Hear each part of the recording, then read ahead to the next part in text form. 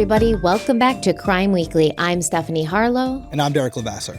So today we are picking up with part 2 of the Bear Brook murders case, also known as the Allenstown 4. I'm going to give you a quick kind of 30-second review of what we talked about in part 1. In 1985, a hunter stumbled upon a rusted 55-gallon barrel near the edge of Bear Brook State Park in New Hampshire. Inside were the bodies of a woman and a young girl. 15 years later, another barrel was discovered just 150 yards away, this time containing the remains of 2 more children.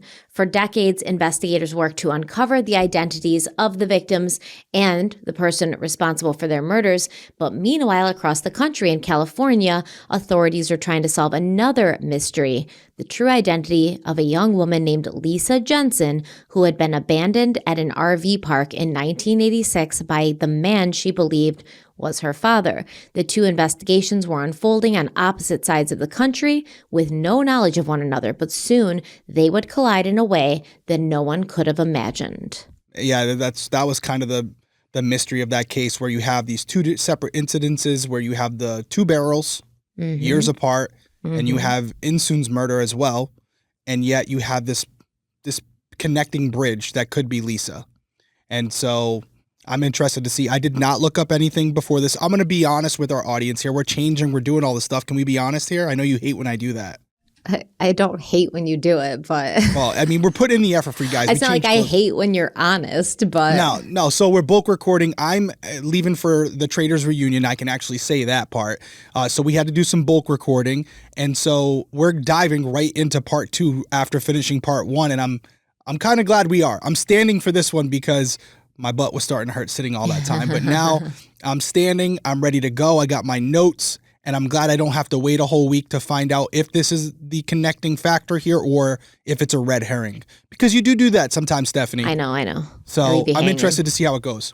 I kind of like filming them all at once because it's nice. It feels like we can really get into the story and we don't have to pull ourselves out like we usually do for a week. It's true, but in fairness to you, I can't imagine how hard it is because you're narrating the entire show and that's a lot on your voice. So it is a lot on my voice, but I have tea in case I need it. I have peanut butter sandwiches. That's not going to help your voice. No, it's actually not. It's going to make your mouth sticky. Yes, but I'm ready to go. All right, don't eat those peanut butter sandwiches into the mic. I'm not going to lie. I've been muting myself when I'm eating them, but yes, I have. You haven't been muted the whole time. Probably not. I probably in fact, a couple minutes ago, I was like, is he eating peanut butter? No, and I'm a loud eater. I'm not going to lie. I'm a loud eater. I have sometimes I forget to close my mouth. Yeah, you do forget to close your mouth a lot of times. I know. All right, so let's get back into the Bear Brook murders.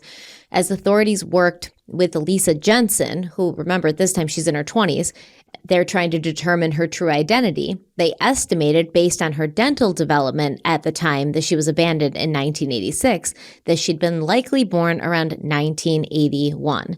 So when genetic genealogist Dr. Barbara Ray Venter began working on the case in 2015, she operated under the assumption that Lisa was about 35 years old, which, remember, when they had put her, the person she thought was her father, on trial, she was in her 20s.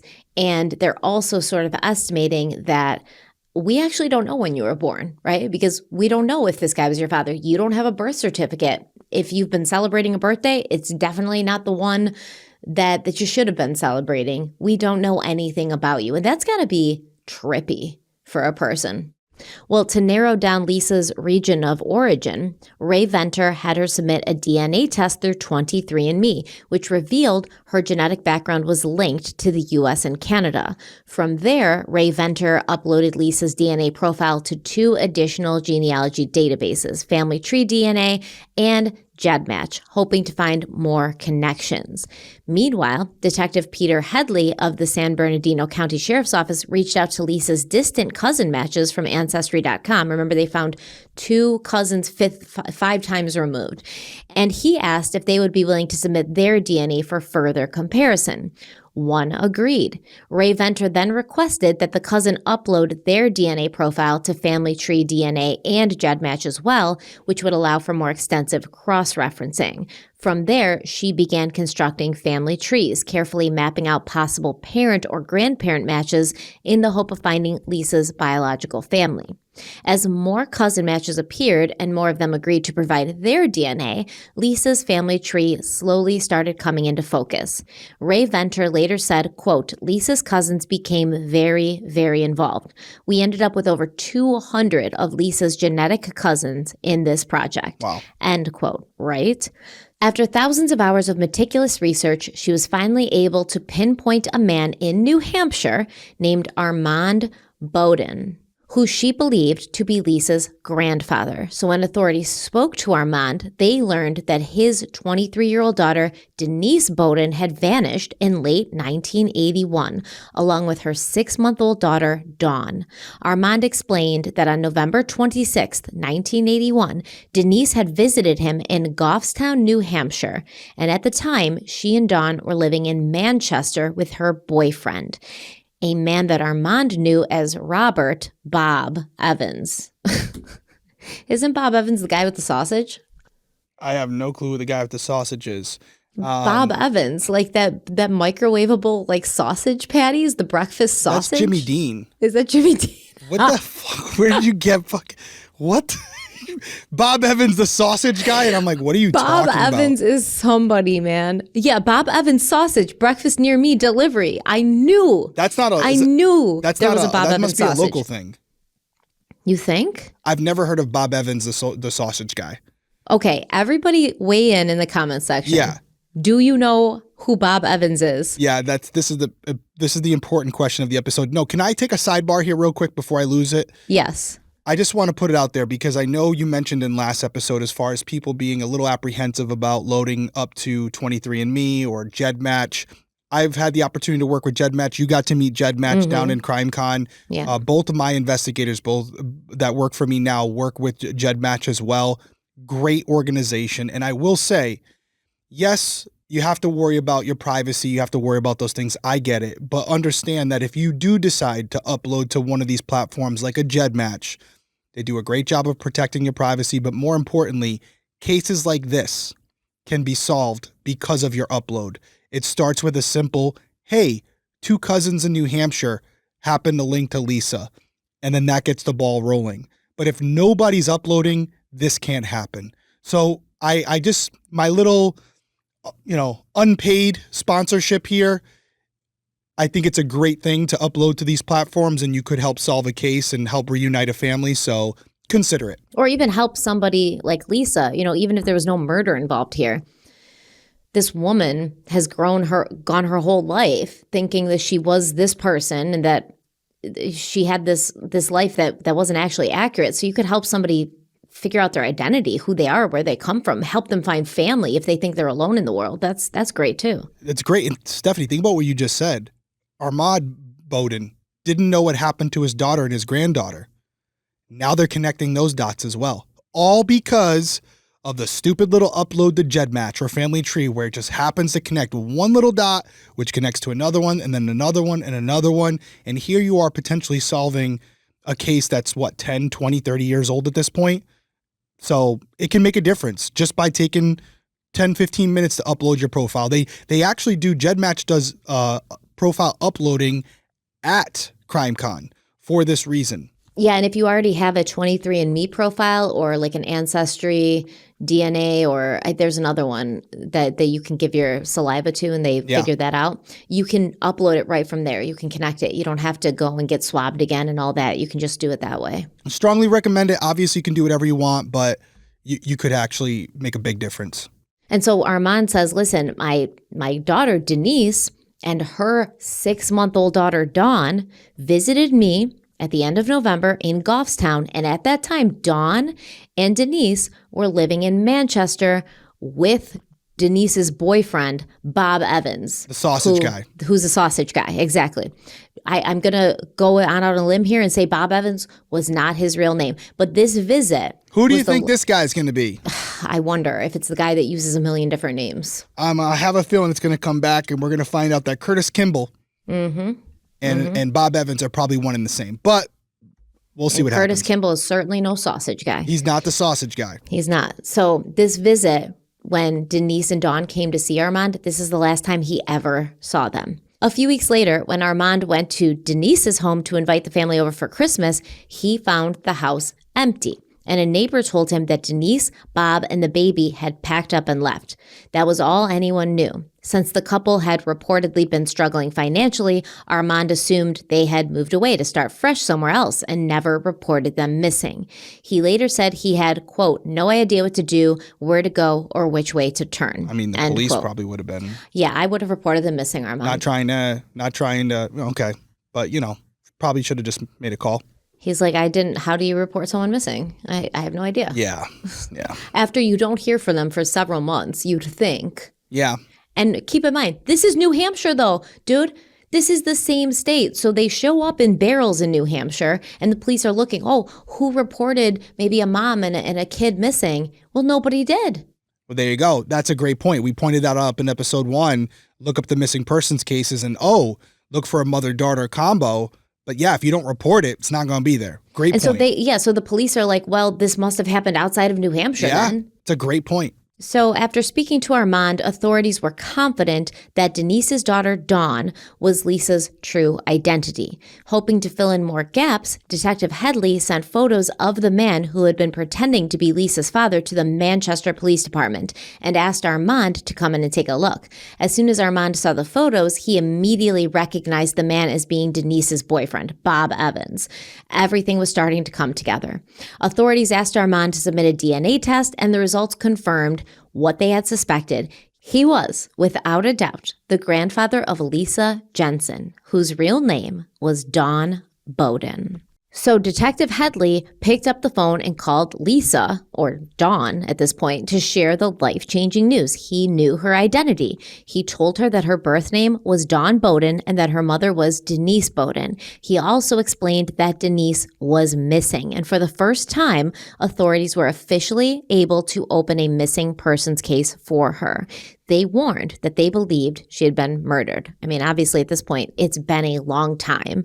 The last guy that Denise was seen with is also a guy who killed his current wife. Right. So it's not hard to put two and two together. Not looking good. Yeah, I never heard from her since. She never tried to reach out to find her daughter. There's reasons for that. Mm-hmm, exactly. Never contacted her father again, nothing. Which it appears that they didn't have a strained relationship or anything. She's going over there for a visit. He's going over to her house to invite the family to come up for Christmas. Right. They were in touch. Yeah. But that is a question. Why didn't Dawn's real father, biological father, ever inquire? Maybe he just wasn't in her life. Well, I mean, Dawn was 6 months old at the time that Denise went missing. Denise was living with another man at that point. Yeah. So I would assume that he's out of the picture. That the bio dad was not in the picture at all. Okay. So with suspicion fully on Bob Evans and all his other aliases, investigators began digging into his past in New Hampshire. And they discovered that in the late 1970s and into 1980, he had been living at 925 Hayward Street in Manchester under the name Robert T. Bob Evans. And during that time, he had worked as the head electrician and mechanic at Wambach Mills, which is interesting because remember when Insoon was, looking for somebody in 1999, she reached out to a handyman to do some work on her house. Right. And this dude, who was going by the name Larry at the time, shows up, and he's handy. And this guy, Bob Evans, worked as the head electrician and mechanic at Wambach Mills, which means he too was handy. I'm going to take you back even further to the teaser of this episode. The victims of those barrels were tied up with Carol cable electrical wire. Dude, you're right. There you go. Because I wrote a little note here. And I said electrical cable, a wire, plastic barrel. And then all of a sudden, boom, you say this guy was an electrician. Well, it wasn't a plastic barrel. It was a metal barrel. They were wrapped in a barrel wrapped in plastic with the Carol cable electrical wire. With the electrical wire, which it's like, come on, you're giving yourself away here. It was something that was readily accessible to him at the time when the murders were committed. Damn, good catch, man. It's almost like I've done this before. Shout out. Shout out to the detective perspective. Okay, let's take our first break. We'll be right back. Feeling buried under credit card bills, personal loans, or medical debt? It's like your money's working harder for your lenders than it is for you, but it doesn't have to be that way with PDS Debt. PDS Debt does more than just help you manage your debt. They empower you to take control. Using their platform, they go beyond the numbers to understand your unique financial situation and craft a personalized plan designed just for you. No more cookie-cutter solutions, just a clear path to financial freedom that fits your lifestyle. And here's the best part, there's no minimum credit score required. Whether your credit is bad or fair, they're here to help you save more, pay off your debt faster, and start putting money back where it belongs in your savings account. Debt is something that a lot of people around the world, not just in the US, struggle with, and it can be all-consuming. It affects your personal life, your mental health, basically everything. It affects everything, and it's always hanging over you. So PDS Debt wants to help you get out from under that dark cloud, and Derek's going to tell you how you can check them out for yourself. Getting started is easy. Go to pdsdebt.com/crimeweekly to complete your free debt assessment to see what options are available to you. Every day you wait, it's costing you money. Get started with your free debt analysis in just 30 seconds at pdsdebt.com/crimeweekly. One more time, that's pds.com/crimeweekly. Take back control today by visiting pdsdebt.com/crimeweekly. All right, we're back and we're learning more about Bob Evans, who is not the sausage guy. He's a different Bob Evans, but it's not a real name, so he may have been a fan of the sausage. But at some point in 1981, Bob Evans started dating Denise, who had given birth to Dawn earlier that year. And the two lived together on Hayward Street, seemingly just another couple trying to make a life together. But by November of that year, both Denise and Dawn had vanished.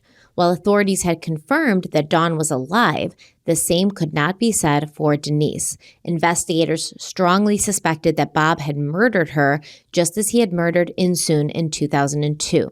So police went back to the Manchester home where Denise and Bob had lived decades earlier.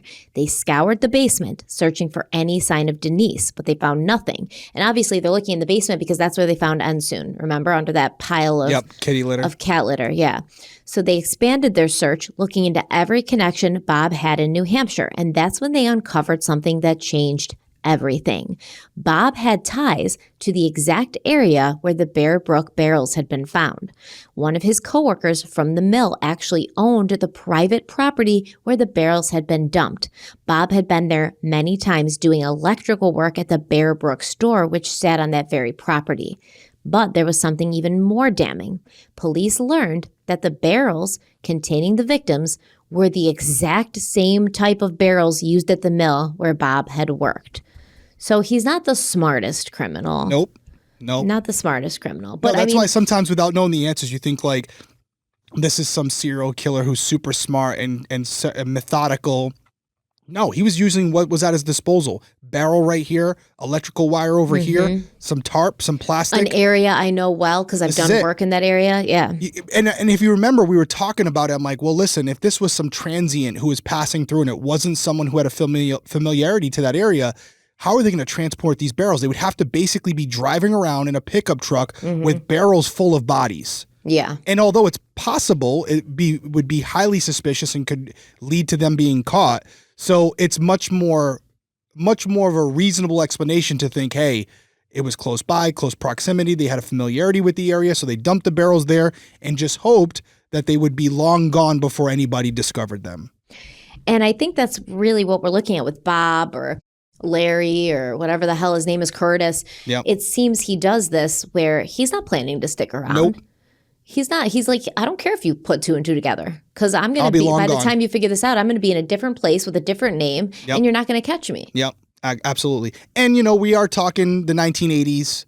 The ability to track people like today was not where it was. If you really wanted to disappear, you could. There's no phones. There's no, like cell phones at least. Even credit cards weren't widely being used. Yeah. Were credit cards, this might be a stupid question, but were like credit cards really a thing back then? Yeah, it was very new then. And people were like freaked out by it. They were like, well, what is this credit card you want me to use? Because everybody used cash. So when you use cash, can you be tracked? No. So, I mean, you could easily disappear back then. And it would be hard to find you. Yeah, I mean, he did it several times. Yeah, the digital footprint is not what it is today. Cameras, along highways and things like that, plate readers, all that stuff, not a thing yet. IP addresses. He didn't need a computer. He didn't need a cell phone. Yep. They didn't have them. Yep. You know, so you can drop off really easily if you want to. And honestly, even like getting a job back then, it wasn't like there was these extensive background checks. Yes, you know, it's if true. you had an ID that had your name on it or the name you said you were, they're like, all right, whatever. We need an extra hand here. Did they even require an ID for a lot of them?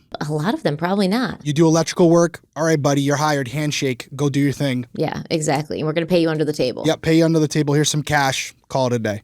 Exactly. So, but that wasn't all. Like you said, the victims in the first barrel had been wrapped in electrical wire, Carroll cable wire. That was the same kind that Bob would have had access to as an electrician. The method of killing also pointed straight to him. The victims in Bear Brook and Unsoon had all died from blunt force trauma. And just like Unsoon, the adult women and oldest child from Allenstown had also been dismembered.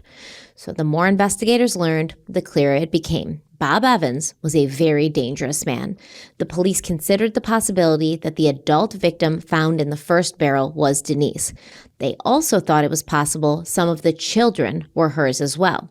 You see, when Lisa/Dawn was first taken into protective custody after being abandoned in 1986, she told the authorities that she had siblings, but they had died after eating grass mushrooms while camping. Investigators wondered if there was some truth hidden in that story, if Dawn's deceased siblings were actually the unidentified child victims from Bear Brook. Now, before I tell you what they did with this, I just want to take a minute and address Lisa/Dawn.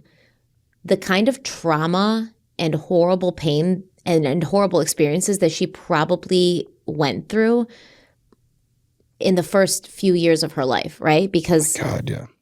This man, whoever his name is, Curtis, Larry, Bob Johnson, Bob Evans, whatever, he was most likely abusing her. And she most likely was either witness to her siblings' deaths or was made aware of them in some way, which that's a lot of loss and pain and trauma to go through so early in life. And then to go your whole life not really knowing who you are, where you come from, and then finally find out that you did have a mother, but she was probably murdered. And the man that you thought was your father was actually your abuser and captor. And whatever happened to your siblings, maybe you were about to go that same way. Yeah. I mean, she This would have is been hard. She would have been what? You said 6 months old when she showed up at the trailer park in California, right? No, she was 6 months old when Denise and herself disappeared. Quote unquote disappeared. They said she was, I think, 3 or 4. When she turned up at the trailer park. When she turned up at the trailer park in Curtis. 86, yeah. Huh. So let's see. Let's go back here because Armand said that the last time he saw Denise and Dawn 1981. was 1981. Yep. When she was 6 months old. Yep. She shows up at the trailer park with Larry or whatever the hell name he was going by at that time. And that's 1986. So she would have been around, yeah. So she's 5.5 at that point, at least 5.5. Yeah. Yes. I don't know. Okay. I just want to see what the results are because it's not exactly lining up, but as far as being her siblings, but we'll see. So they wanted to find out if the children who were found in the barrels Yep. were related to Dawn. Along with the adult woman. Yes, so they tested Dawn's DNA against the victims in the barrels, hoping for a match, but there wasn't one, right? Really? She's not related to any of the bodies in the barrels. Any of those 4 bodies, Dawn is not related to them. What is the chances that the older woman in the barrel is around the same age that Denise was when she went missing and it's not her? Well, it would show an MO. Well, it shows, for Larry. that's his preference, right? Yeah. That he has a specific victim that he looks for. But I thought for sure you were going to say it was Denise. 100%. The kids I wasn't sure about, but I thought for sure you were going to say, yeah, the 23-year-old was Denise. Wow. Did not expect that. They've got lots to go on, though, now, right? Yeah, Because they have tons. Dawn. They've got Dawn and her DNA. Yep. They also have Bob, what's his name? Bob Evans? I just They keep got his referring to him as DNA. the sausage guy in my head, but yes, Yeah, I know, Bob, it's- Curtis, Larry. Bob, Curtis, Larry, what was his real name? Curtis, allegedly. Allegedly. That's what the fingerprints come back to at least. But Yeah. that could be from the first time he was ever fingerprinted. Exactly. He used that name. He used that alias, That's the foundation of what they're going off of. It's a faulty foundation if that's the case. Yep. So investigators then turned to Bob's DNA. They compared it against the victims in the barrel, and this time they did get a hit. Bob was the biological father of the child who was not related to the others, the little girl from the second barrel, the one estimated to be between 3 and 4 years old at the time of her murder.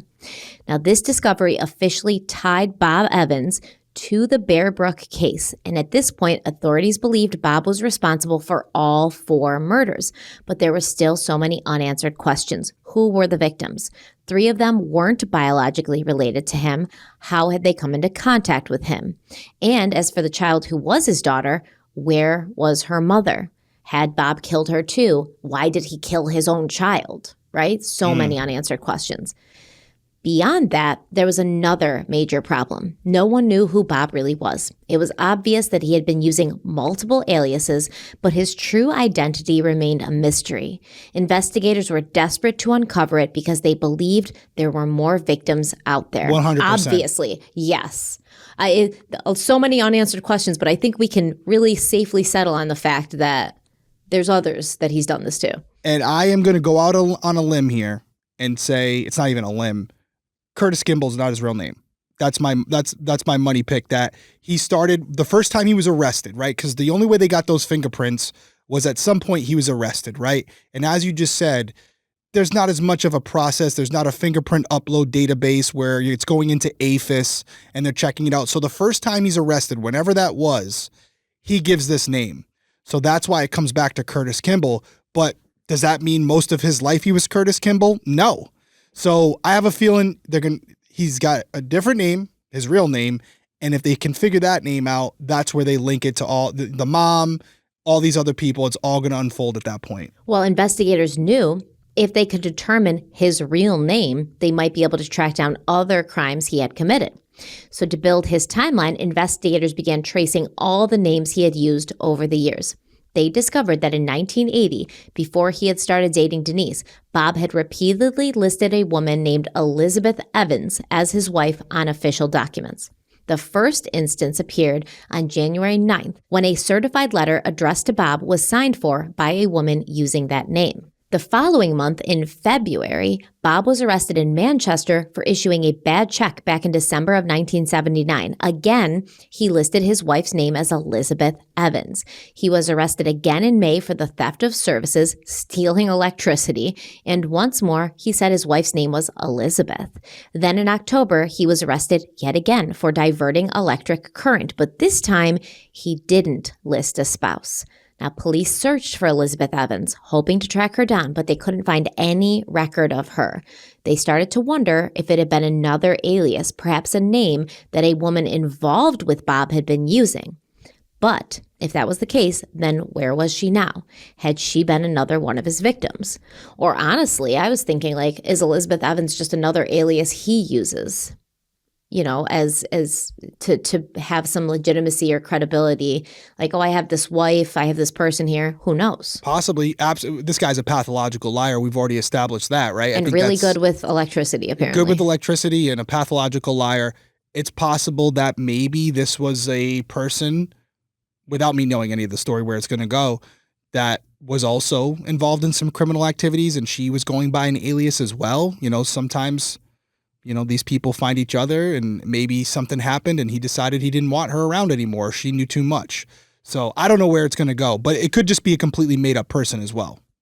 It could be. It could be. But on that note, because we are going to talk more about it and we're going to have a lot of illumination happening in this next hour or so, let's take a quick break.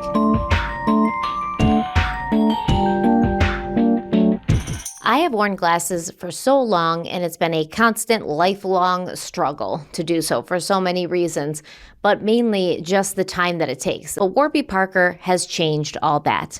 Warby Parker uses nothing but premium materials in each frame, and Warby Parker designs every frame in-house, and their collection includes silhouettes, colors, and fits made to suit every face. And Warby Parker offers you everything you need for happier eyes, whether it's eyeglasses, sunglasses, contact lenses, even eye exams. You can shop with them online, at home, and in stores because Warby Parker has over 250 retail locations across the US and Canada where you can get styled by one of their friendly expert advisors. And Warby Parker glasses start at $95 and include prescription lenses with anti-reflective, scratch-resistant coatings. Plus, Warby Parker is going to ship your glasses to you, free shipping and free 30-day returns. So we love that. You can get started with Warby Parker's virtual try-on. You can try on glasses and sunglasses, seeing the realistic color, texture, and size of each style right from home. And Derek's going to tell you exactly how you can do that for yourself right now. Head over to warbyparker.com/crimeweekly right now to take the home try-on quiz and pick 5 pairs of frames to try on at home for free. That's warbyparker.com/crimeweekly. One more time, warbyparker.com/crimeweekly.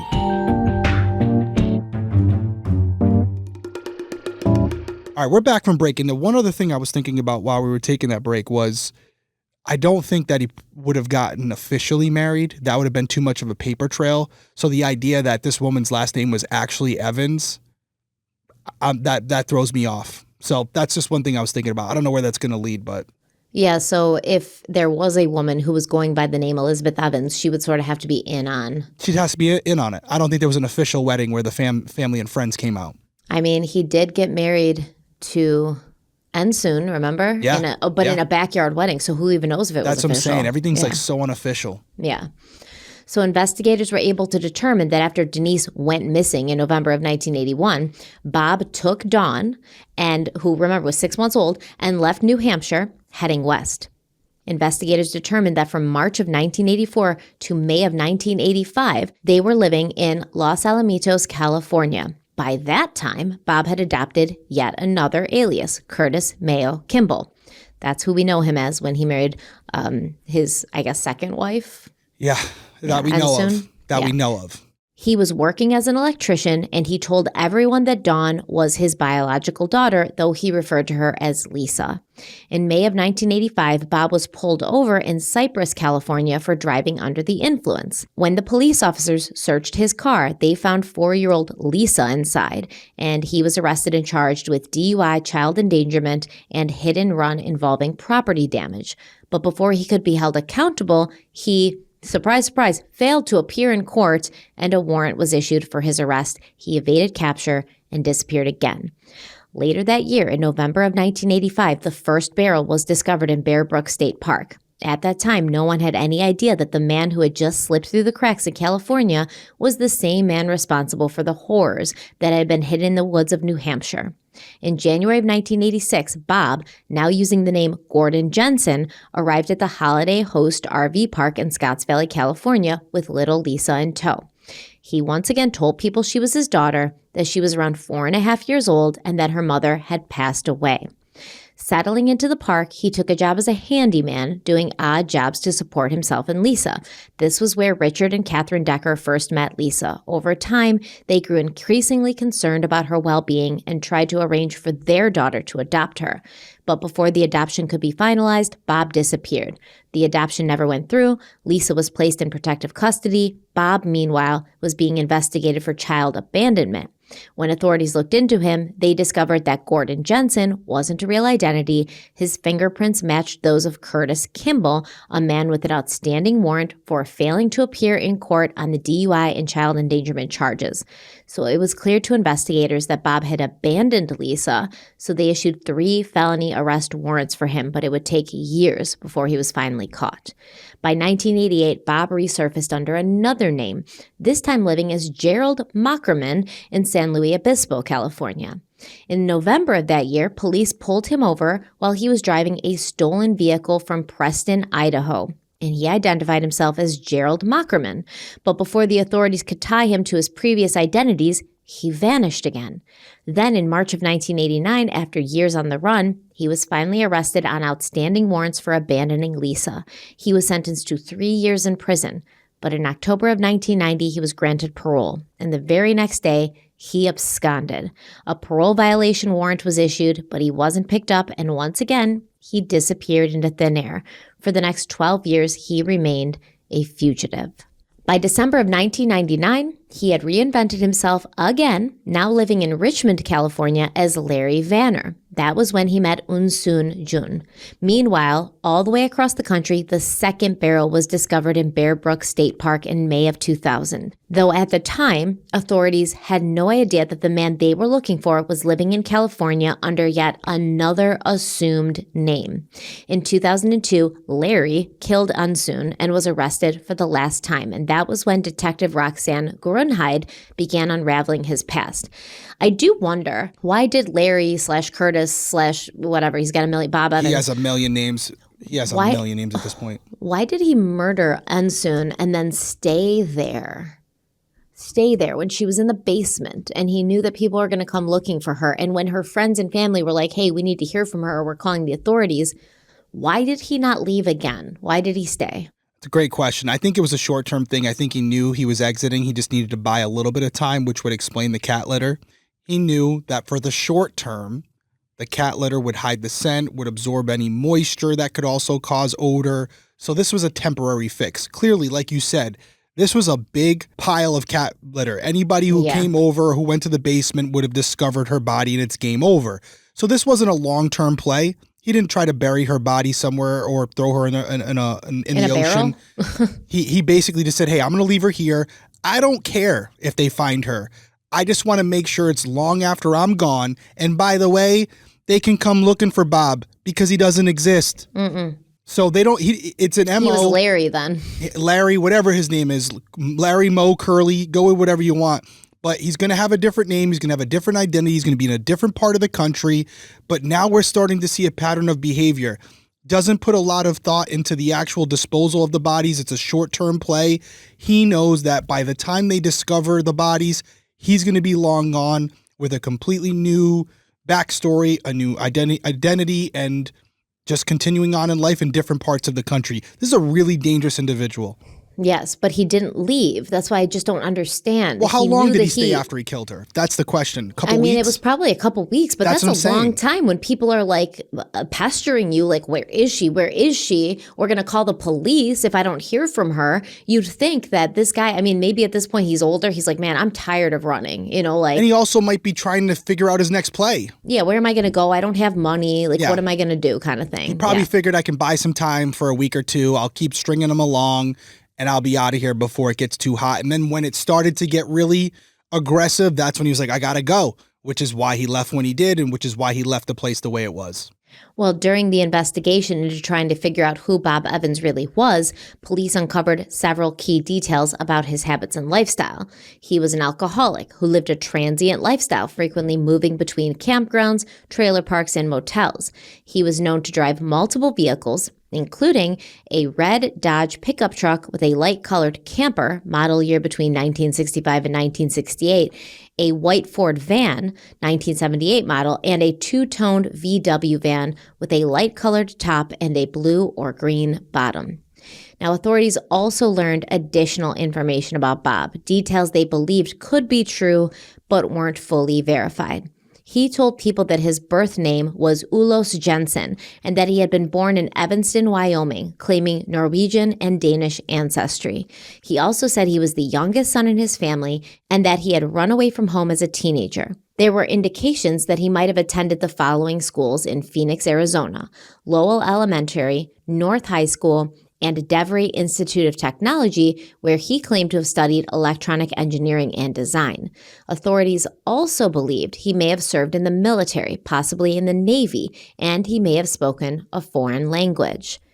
Bob had also told people over the years that he had been married to a woman named Denise Laporte. He claimed they had met in Quebec, Canada, married in Roanoke, Virginia, and that she later died in Houston, Texas. Police were never able to confirm any of this, and they could not locate a woman by that name. At another point, he told people that he had been married to a woman who had been murdered in Corpus Christi, Texas in the 1980s. Bob claimed to have two young children, one around 2 years old and another just 6 months old. Witnesses also reported seeing him with an unknown woman in her 20s or 30s, along with 4 small children, in a dark 4-door sedan in California during that same decade. The more investigators learned, the clearer it became that Bob Evan Curtis Kimball, Larry Vanner, whoever he really was, had spent decades hiding in plain sight, leaving a trail of unanswered questions, false identities, and potential victims in his wake. At this point, there were still significant gaps in the story, but police knew they were moving in the right direction. They firmly believed Bob was responsible for the Bear Brook murders. There were far too many similarities between those killings and the murder of Insun Jun, the one murder they could say with absolute certainty that he had committed. However, even with all of this evidence, they still didn't know his real name, nor did they know the identities of the victims in the barrels. With nowhere else to turn, authorities decided to take the case to the public, hoping that someone, somewhere, might have the information that they needed. Yeah, this is a necessity. This is a necessity at this point because you have a very good timeline. You just laid it all out as far as picking up around 1981. We have Denise going missing, so we know that Bob was involved with her, quote unquote, Bob Evans, right? She goes missing with her daughter, Dawn. So we have a little bit of a timeline there, and you kind of just laid it all out. How you have from 1981 where Bob, right, is having this relationship with Denise, and then Denise and her daughter, Dawn, go missing. Then obviously Bob goes right to California with Dawn, and the story kind of picks up from there. You have a pretty good timeline of where he was going throughout the country using these different aliases, right? But before that, who was Bob Evans before 1981? Who was he involved with? Where was he living? Because that's going to open up a whole new can of worms. And so my initial thought is kind of like a really simple one would be post this guy's photo everywhere. That's my simple thought is I know we're not in a digital age at that point, but we're getting closer to it. But you put his photo out everywhere. Someone is going to know this guy, maybe not by his real name, but as you follow those breadcrumbs, it's going to trace back to his original origin to when he was in his teens. And you got to do that slowly but surely. So the simplistic approach is just to start in New Hampshire, put out the photos everywhere, and try to get him out nationally to see if someone can identify him, because that's how you're going to learn his real name. And do you think that it would benefit them to do like age regression photos, almost like, hey, this is what he looked like in, the 2000s, but this is what he might have looked like in the 60s and 70s when he was younger? Possibly. Yeah, possibly. And if he hasn't really changed his appearance too much, people should be able to identify him. And also, you look for photos that he might be in possession of. Does he have anything that shows him at a younger age? You also put out a little bit of a description about him. He's an electrician, handyman, some of his likes and dislikes and hobbies, vehicles he'd like to drive. You put all those things into a bulletin with his photos, as many as you can, different angles, different haircuts, and you see who comes forward and says, yeah, I know that guy. His name's actually Jim. He used to work over here, or this is Bob. He used to work over here. And slowly you can maybe start to paint a picture of who he really is, because you want to get back to at least in his teens. Because more than likely, I don't even know if you said how old he is at the point in 1981. I'm assuming he's not too young. He's not, yeah. Well, Dawn's 23, but I'm assuming Denise was 23. I'm assuming he was older. Yeah, he had to have been. So he's got a history. There's more there, and maybe more victims. So yeah, if you can't figure out who it is on your own, you got to go back to basic investigative tactics and start putting out a bulletin. It's not going to hurt your case at this point. You're just looking for an identity of this guy. Mm-hmm. So you put it out there and you see what comes back. All right, let's take a quick break and we'll be right back. One of the smartest apps you can have on your phone in 2025 is Upside. Upside gives you the power to earn more on the stuff you buy all the time. Whether you're filling up your tank, going out to eat, or shopping for groceries, the Upside app lets you earn cash back on every purchase. Upside users are making as much as $280 a year. So to get started, you're going to download the free Upside app and you're going to use our promo code CRIMEWEEKLY to get an extra 25 cents back for every gallon on your first tank of gas.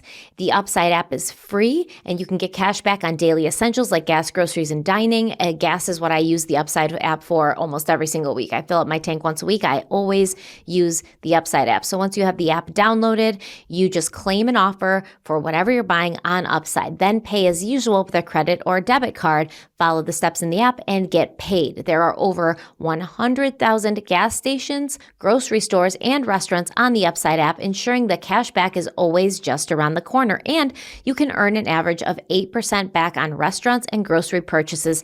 The best part is you can even stack your Upside cash back on top of your credit and debit card rewards. I love Upside because it's literally just free money. You don't have to do anything. You don't have to do anything extra. It's just a couple steps in the app, and then you're just going to accumulate money there, and it's awesome. So Derek, tell them how they can download the free Upside app right now. It's real easy. Download the free Upside app and use promo code CRIMEWEEKLY to get an extra 25 cents back for every gallon on your first tank of gas. That's an extra 25 cents back for every gallon on your first tank of gas using our promo code CRIMEWEEKLY. CRIMEWEEKLY is all one word. All you got to do, download the Upside app.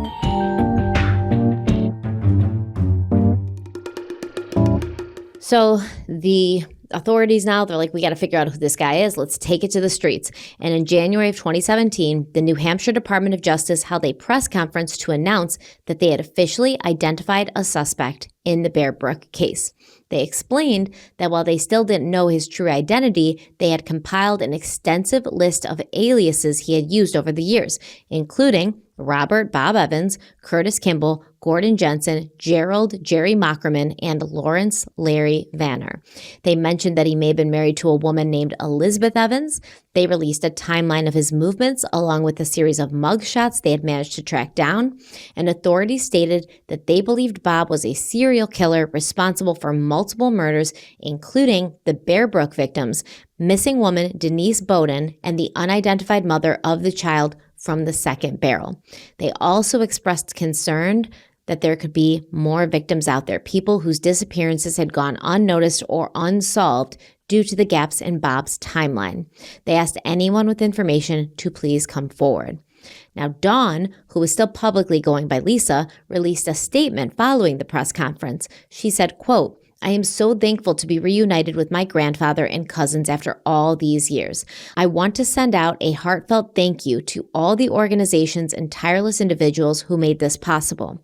As a victim in this incredulous story, I would like to ask that the media respects my privacy. Currently, I have 3 beautiful children and a loving husband and would like our presently happy and secure life to remain intact and protected through the release of this story. Please turn your focus towards the unidentified victims and other potentially unknown victims in this case, and hopefully their families will also be offered some closure as this investigation continues. Thank you." End quote. Damn. Perfect statement. And I feel so happy that Lisa or Dawn, I'm sure she still goes by Lisa because you're not just going to change your name overnight. I would probably stick with Lisa at that point as well. Everyone knows you as Lisa. Your kids know you as, Lisa or mom, whatever. Yeah, exactly. But she was able to find a loving man who was good to her. Yeah. Who they got married, they had, they started a family, and she gets to have these 3 children and this husband who love her, even though she had such a rough start in life. And that makes me very happy. Extremely happy. And unfortunately, as you were talking about earlier with trauma, how it can pass down from generation to generation, and it can also just impact people in different ways.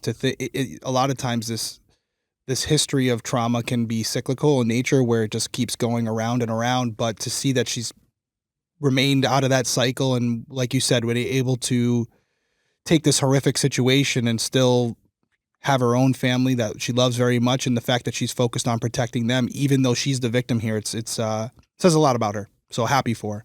It does, and it's like it could have gone the other way, 100%. Like I said. She could have turned to alcoholism and drugs and just to cope, and yeah, she's got her friends and family around her, so good for her.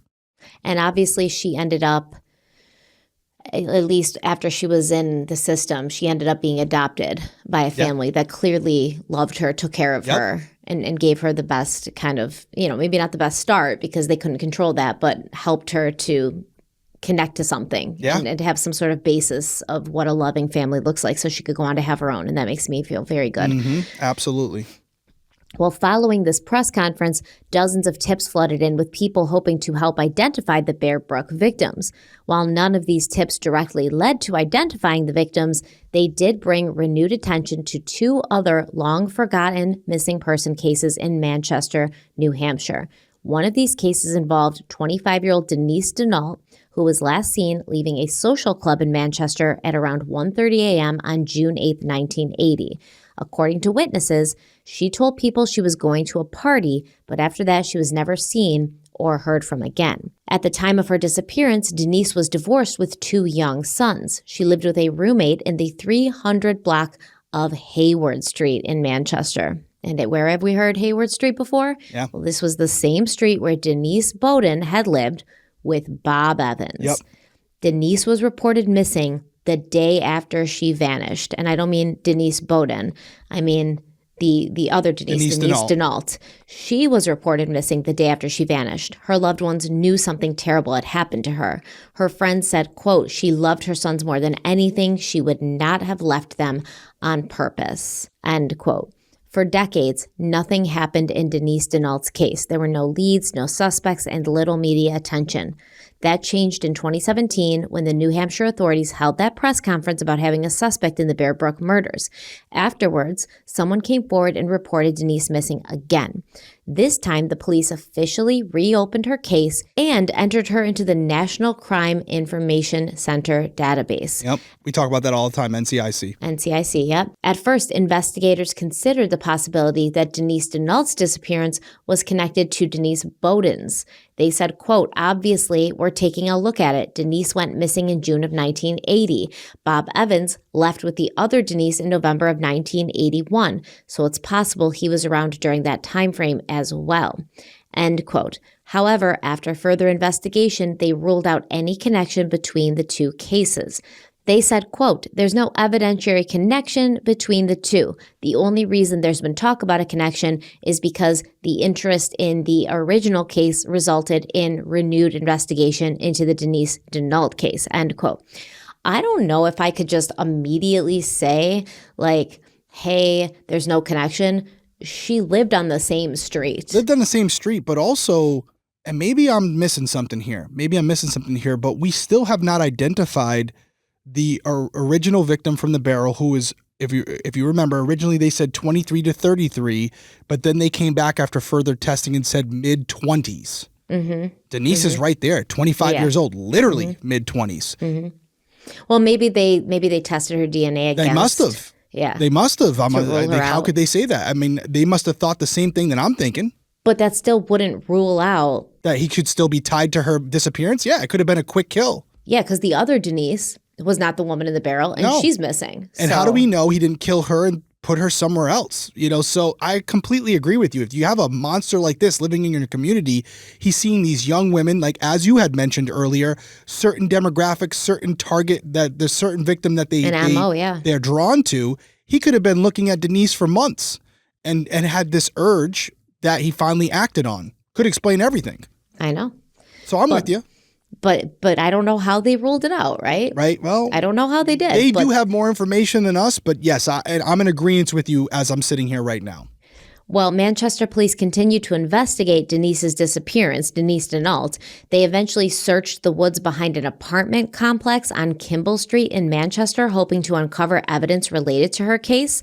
And search dogs did alert to our particular area, prompting investigators to bring in heavy machinery to dig through the woods. However, authorities never released any information on whether they found anything, and to this day, Denise Denault remains missing. Her case is not solved. So once again, if you didn't figure out who did it or what happened to her, how can you rule out that it could have been Bob Evans? Well, there's definitely more information in this case that they're not disclosing, right? Because they didn't just end up at this particular location just on a whim, right? There's something they know, there's tips they're receiving where they're going in a different direction with it. Now, could they be wrong? Of course, wouldn't be the first time. But there's more that they know. They missed the damn first barrel, apparently. Yeah. So, I mean, there's more about this case than we know that they may have information on, which is why they're saying, okay, it doesn't fit. But it is always a risk to put that out there, because now if you have to backtrack, you look like idiots. So to come out there and say that when you really don't have to, it makes me believe that they have something concrete, but I wouldn't be shocked if they didn't and they made a mistake here.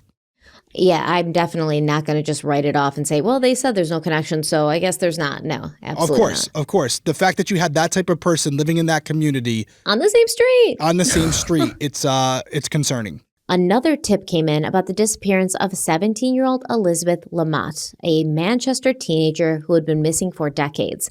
Lamott had been placed at the Youth Development Center in Manchester prior to her disappearance. On November 22, 1984, she was granted furlough to attend an event at Gill Stadium, but she never returned.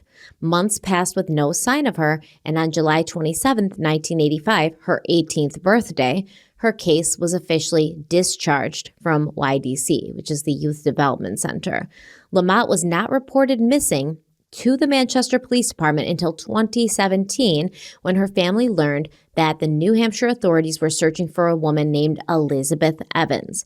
Her relatives wondered if there was a chance that their missing Elizabeth could be the same Elizabeth that investigators were looking for. Authorities launched an investigation, but after following up on leads, they determined that Elizabeth Lamott had no connection to Bob Evans or the name Elizabeth Evans. Still, the renewed attention on her case led to an important step. Manchester police officially entered Elizabeth Lamott's information into the National Crime Information Center database as a missing person. As part of that investigation, 2 of Lamott's brothers provided DNA samples, which were then submitted to NamUs. That was when authorities finally got a break. The DNA was matched to an unidentified woman found murdered in Tennessee in 1985. The remains had been discovered in the city of Greenville in Greene County along Interstate 81 on April 14, 1985. The woman had no identification on or near her body, and for decades, authorities had no idea who she was. An autopsy determined that she had died from blunt force trauma to the head and had likely been dead for 2 to 3 weeks before her body was found. Investigators in Tennessee had run her DNA through national databases multiple times over the years, but there'd never been a match until Elizabeth Lamott's brothers submitted their samples to NamUs. And the investigation into Lamott's murder continued, but unfortunately, it does remain unsolved to this day. So this brings me back. How do we know it's not Bob Evans? Okay. We don't know that Bob Evans wasn't responsible also for Elizabeth Lamott's disappearance and murder. Agreed. It's unsolved. It's right around the time frame where he could have been, I don't know. We know he went to California shortly after, right? So that doesn't mean he stayed there the whole time. He could have traveled. Could have taken an alternate route. There could have been a point where she was with him as well. He is starting to develop this MO for younger women. He abducts them, he takes them, he gives them different identities, maybe gives them some type of backstory to tell people. And they have kids sometimes. And also, let's not forget about the MOs in the first couple cases, the victimology of our first victims in the barrels, blunt force trauma for at least 2 of them. Exactly, that's what I was thinking. So that you also have that as well. So there is some ties here. It could be a coincidence, but no, are you taking it off the table? Of course not. The fact that this happened in this proximity, in this community around the same time with a similar MO as far as cause of death, it's something you got to consider. Yeah, I completely agree. And it's weird to me that authorities are like, no, there's no evidentiary, proof that these 2 things are connected. And that's fine. But if you have something concrete that definitely in your head is like, absolutely, these are not connected, release that. Or Correct. say, we have something that shows with beyond a shadow of a doubt that these 2 cases are not connected. But you have a serial killer living in this neighborhood where all these young girls of the same demographic are sort of going missing and then ending up dead. A serial killer, okay? And you're just going to be like, nah, that's no connection here. There could be, in my opinion. I'm with you, and you're right. Just because there's no inculpatory evidence doesn't mean that you still don't have to provide exculpatory evidence. There still could be a connecting factor there, unless, like you just said, there's something definitive that says, hey, we have him over here. There's no way he could have been there. Exactly. Well, then, like you said, release it. If that's the case, release it. Put it to rest. But there ain't no way that you know where that guy was all the time. It was the 80s. Okay. No, I'm with you. Still, as we're sitting here right now, very uninformed in the grand scheme of like this case, based on pattern of behavior, I would say he is somehow tied to it. But I guess that's without having all the info. And it doesn't look like he was adverse to sort of hunting in his own backyard. No, so all these women around this age, fitting this profile, same manner of death, yet no connection? I don't know. Yeah, tell me why. Do the math for me, guys, and tell me why. Yeah, give me the evidence. All right, let's take our last break, and we'll be right back. With HelloFresh, you get farm-fresh, pre-portioned ingredients and seasonal recipes delivered right to your doorstep. You can skip trips to the grocery store and count on HelloFresh to make home cooking easy, fun, and affordable. And that's why it's America's #1 meal kit. So I've been cooking with HelloFresh since 2020. I've talked about since the beginning of 2020. I've talked about this many times before the pandemic hit. Grocery stores had nothing, but HelloFresh still came in clutch. And they were giving me produce and quality meats that were better than anything I was going to get in the grocery store anyways. HelloFresh also has new ready-made meals that go from the fridge to your fork in just 3 minutes. It's the same high-quality ingredients and restaurant-worthy flavor you expect from HelloFresh, just with none of the work. But if you're going to do the normal HelloFresh meal kit, which I prefer, I like to do that. It's fun.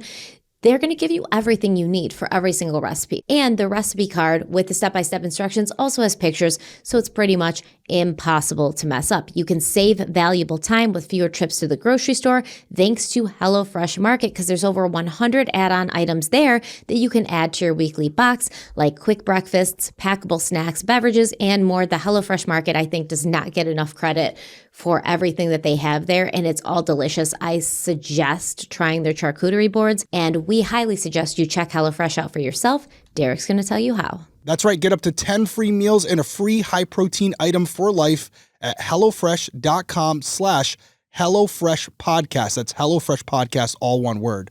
1 item per box with active subscription. Free meals applied as discount on first box. New subscribers only. Varies by plan. That's up to 10 free HelloFresh meals just by going to HelloFresh.com/HelloFreshPodcast. Go check them out. HelloFresh, America's #1 meal kit.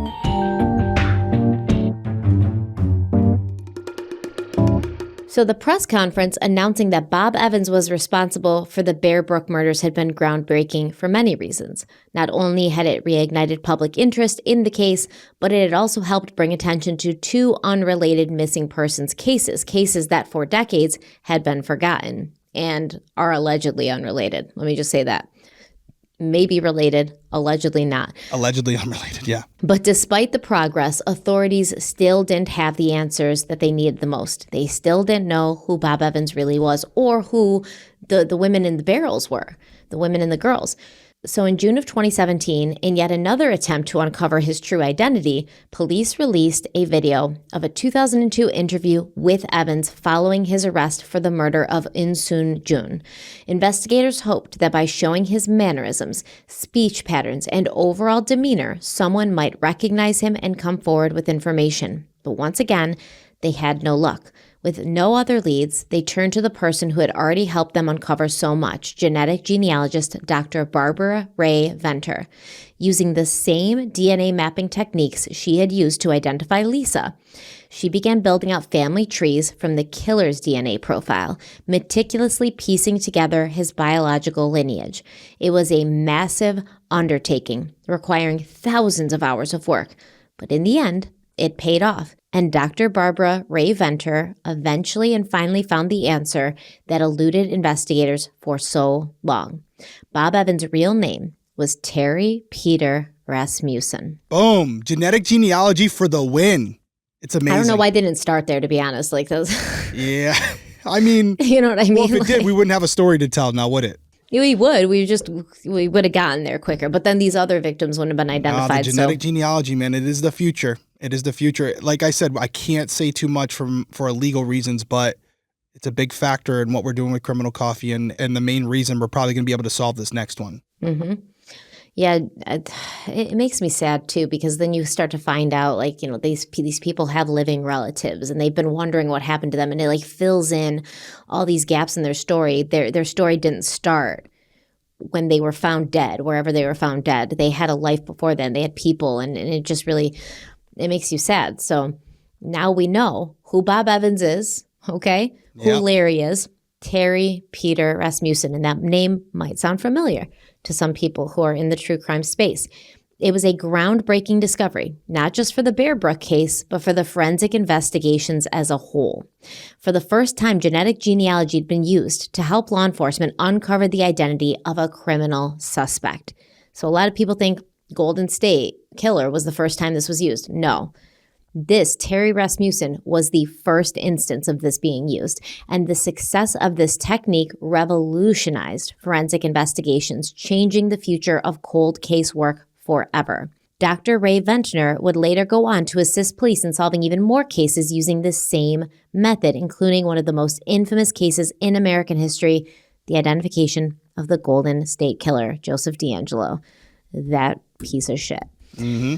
So after Dr. Ray Ventnor identified the killer as Terry Rasmussen, investigators began digging into his past, hoping to uncover more about his movements, relationships, and possible victims.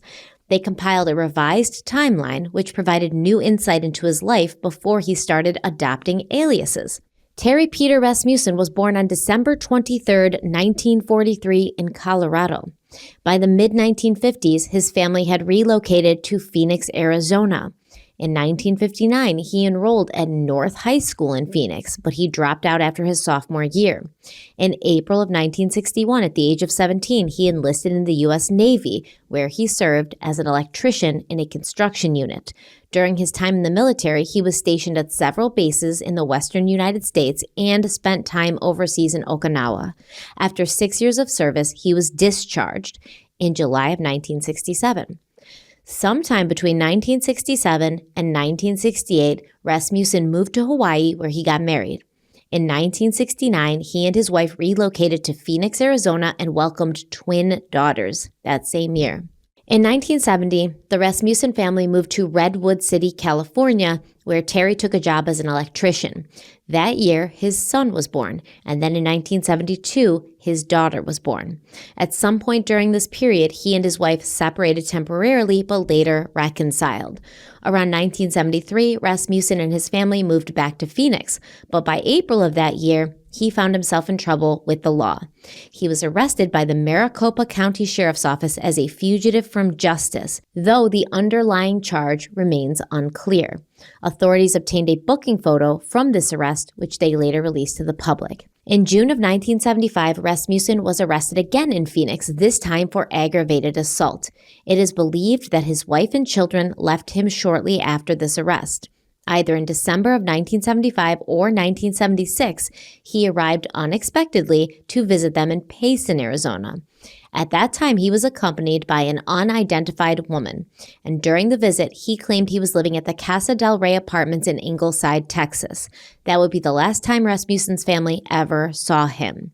After learning this information, authorities were particularly interested in identifying the woman he had been with, as she could have been the mother of the young girl later found murdered in Allenstown. But as far as I can tell, they have yet to do that. By June of 1978, Rasmussen was working for the Brown and Root Company in Houston, Texas, still using his real name. At some point that year, he contacted a friend in Arizona and asked for money, telling them he was working on an oil rig in Texas. On September 28, 1978, his divorce was finalized. After that, his whereabouts became unclear.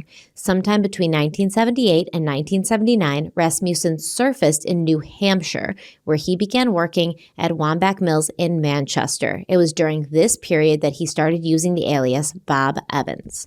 So with this new timeline, investigators had a clearer picture of Rasmussen's movements, but there were still significant gaps, years where his actions were unaccounted for. Authorities suspected that during those missing periods, he had continued his pattern of deception and violence, and based on what they already knew about him, they feared there were likely more victims still waiting to be found. So after this deep dive into Terry Rasmussen's life, police made contact with one of his children from his first marriage. Her name was Diane, and she was working as a records clerk at a police station in Illinois. She hadn't seen her father since she was around 6 years old, and when officers sat down with her, they laid out the sprawling and horrific story of the man he had become. It didn't take long before the full weight of what she was being told sank in. As the officers described the accusations against her father, she realized an unthinkable truth. He was a serial killer. Diane shared what little she knew about her father. She recalled that her mother had once told her that he burned her brother with cigarettes. She wasn't sure if her mother had fully understood the extent of his violence, but she didn't believe she had known he was capable of murdering women and children. As she tried to process the reality of who her father was, she couldn't shake one thought. She said, quote, "If my mother wouldn't have left my father, It could have been me, would have been me, end quote. Yeah, it's amazing to think like how the choices in our life can impact our future. And it may seem trivial at the time, but this girl's reliving that, saying, wow, if my mother had chosen a different path, I may not be with you right now. And I'm sure that's a lot to take in when you hear about it, to think. And also the fact that she has to process the information that her father's a serial killer. I mean, I know we've talked about BTK and we've talked about Kerry Rawson, who has found a way to turn that similar story into something positive for the community. But I have to imagine it takes a toll on you every day to think that that's the person responsible for you being here. And I mean, Lisa would have had a very similar feeling. We've talked about that, where she's like, okay, these nice people were like, hey, we got to get this little girl away from this dude. Let's see if our daughter can adopt her. And they take her to visit the daughter. And although the guy, who whatever name he was going by at that time, he didn't sign the adoption papers, they got her away from him. And this gave him the opportunity to run off without Lisa, because if he had run off with Lisa, it wouldn't have ended well. It would not have ended well. I think that's a fair assumption to come to at this point. When he was done with you, he disposed of you. Well, a lot of people said, based on what they know about him, it seemed like he was abusing these children. I would venture to say that's probably the case. When they got old enough to start telling their story, to start talking, that's when he'd get rid end their lives. Yeah. Yep. So in August, police were ready to officially announce that Terry Rasmussen was the man responsible for the Bear Brook murders. They laid out everything they had learned about him, his history of deception, his pattern of abuse and violence.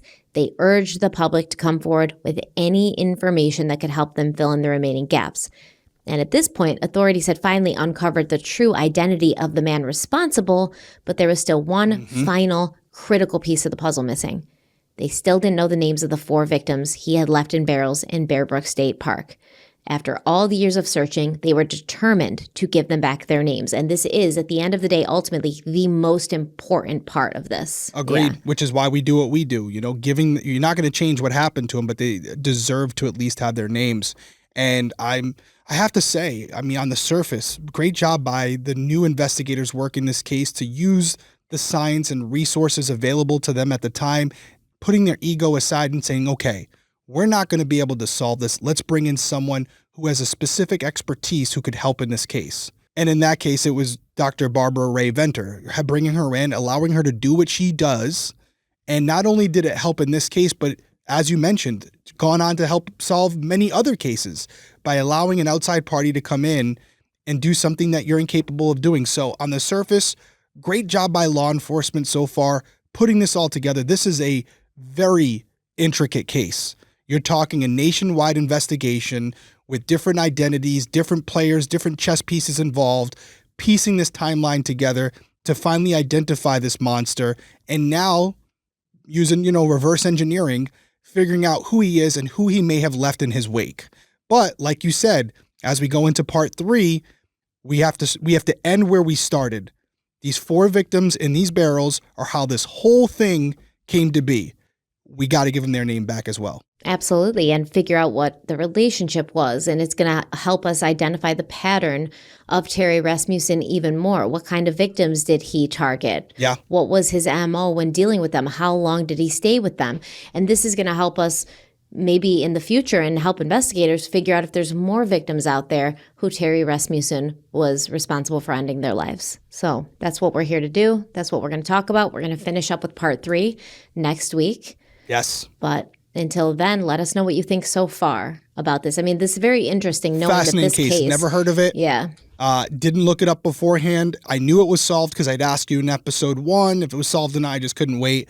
But it seems so far stretched as far as how are they going to tie this all together? And to me, it all comes back to one little thing, which I mentioned earlier in this episode, is just somebody uploading their data into a certain forum, a platform that allowed investigators to utilize that information to connect Lisa/Dawn back to New Hampshire. Because honestly, as we're sitting here right now, if that data is not uploaded where they can find at least the first cousin, this case ends in California within soon. because there's going to be a murder. They're going to find out who did it. They're going to put a warrant out for this guy, Bob, Bill, Joe, whatever his name is at that point, and that's going to be its own isolated thing. Lisa will go on with her life. She'll still end up the way she is, which is great, not knowing that's not even who she really is. But it would have ended there if not for genetic genealogy. So if anything we take away from this case, not only the great investigative work that was done, but the impact that you as a listener, as a viewer can have on these cases, because it wasn't the detectives that solved this one. If you really want me to pinpoint it, it was Lisa's cousins. One of them uploading the data for whatever their purpose was and allowing them to connect those dots. That's what it boils down to for me. Yeah, it's very, and I love that this is the first case where genetic genealogy was used to identify a perpetrator, right? Yeah. And then ever since then, it's been a domino effect where now this is a very, very specific and strong tool in the law enforcement arsenal. It's like their number one tool at this point. They solve a lot of cases this way. Yeah, exactly. So that's very interesting to kind of know the origin story of that. But we will talk more about the Allenstown 4 next week. And if you don't have anything else to say, I'll take us out. You know what? Take us out. All right. Thank you guys so much for being here. Don't forget to like and subscribe if you're watching on YouTube. Follow us on social media and buy our coffee, criminalcoffeeco.com. Okay, what's the last thing you want to say? Thank you so much, Derek, for being here. Stay safe out there. Stay safe out there. Have a good night. Bye.